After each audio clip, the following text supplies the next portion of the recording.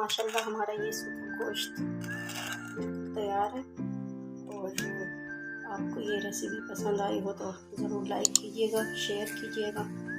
Okay, अल्लाह हाफिज़। अस्सलाम वालेकुम।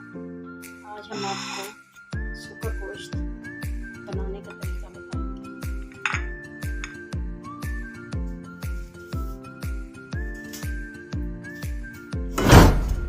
पहले हमने इसको गोश्त को पानी में तकरीबन 15 मिनट के लिए भिगोना है कि ये नरम हो जाएगा।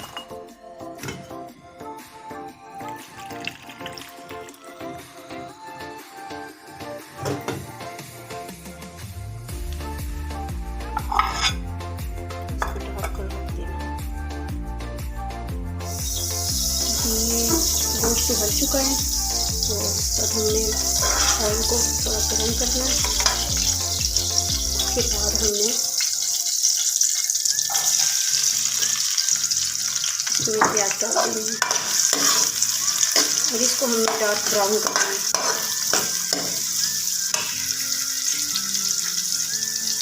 हमारा गोश्त उबल चुका है और बिल्कुल नरम हो चुका है। इस तरह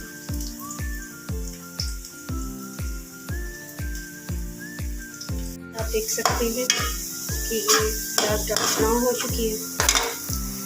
अब हम इसमें अदरक और लहसुन का पेस्ट डालेंगे।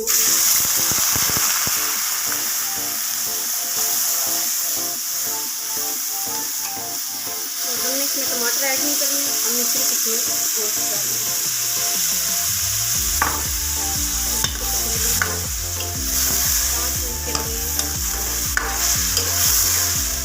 पानी लगाकर छोड़ देना।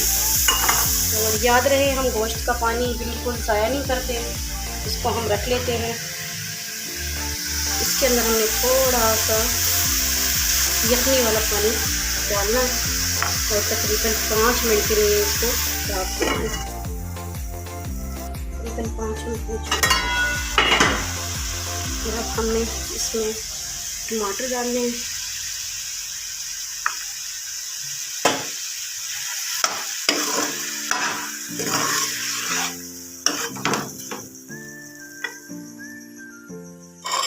इसके अंदर गरम मसाला, लाल मिर्चें, धनिया पाउडर, हल्दी पाउडर और ये हमने इसमें मेथी डाली है ताकि इसके अंदर से मज़ेदार खुशबू आए और लजीज खाना बने। टमाटर गल चुके हैं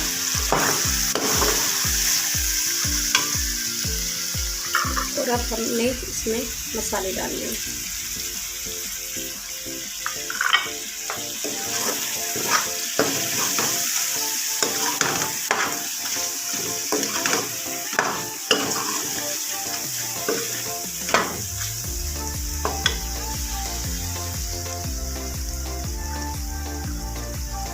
ये पुदीना है जो कि हमने बिल्कुल पोट डालना है इस तरह। इससे बहुत प्यारी खुशबू आएगी।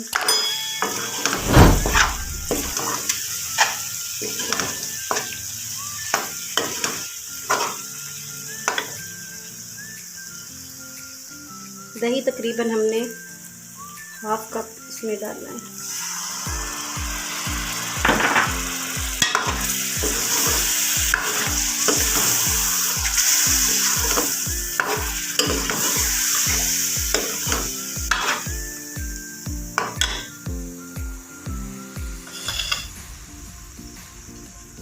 सब्ज कटी हुई मिर्ची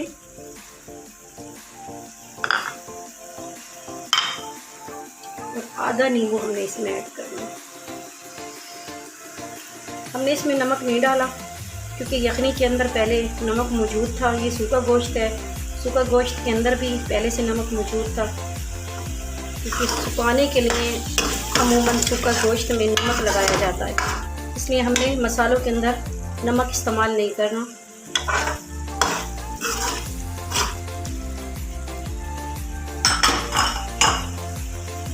अब इसमें हमने थोड़ा सा जो हमने पानी बचाया हुआ है ये इसमें डाल दे। तकरीबन हमने 7-8 मिनट, 10 मिनट ना हो क्योंकि गोश्त बिल्कुल गल चुका है। 7-8 मिनट इसको ढक देना है, सिर्फ 7-8 मिनट, 10 मिनट ना हो, और आँच को बिल्कुल लो कर देना जी। अब 7-8 मिनट हो चुके हैं।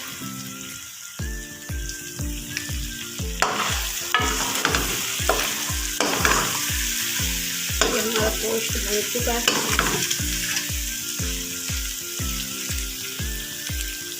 माशाल्लाह। हमारा ये गोश्त तैयार है। और आपको ये रेसिपी पसंद आई हो तो ज़रूर लाइक कीजिएगा, शेयर कीजिएगा। ओके, अल्लाह हाफ़िज़।